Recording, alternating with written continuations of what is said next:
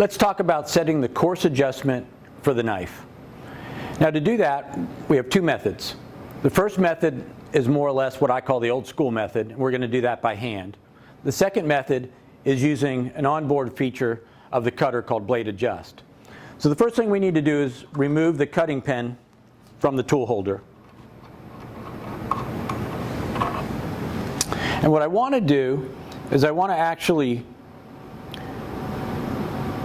back this blade up so just the very tip of it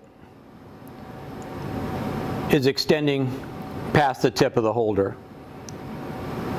And I'm going to come over here and grab a piece of paper.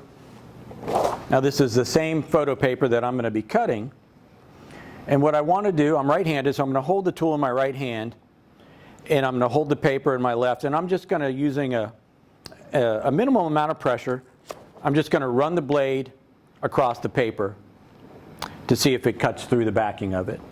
Now, if it doesn't cut through the backing of it, what I want to do is turn the tip clockwise about a quarter of a turn just to extend the blade tip a little more. Now, if I did cut through the backing of it, I would turn the tip counterclockwise to bring the blade in a little more. What I want to do is get to the point where I'm just barely cutting through the back of the paper. So I'm going to try this again, and I'm going to look, and I'm still not cutting through the back of it, so I'm going to extend the knife a little bit more.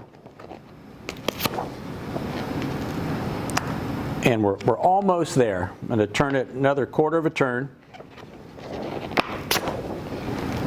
And we should be there. All right. You can see now I'm cutting through the back of the paper. So this is my coarse adjustment of my knife. So I'm going to install the knife back into the tool holder, and we're ready to move on to the fine adjustments.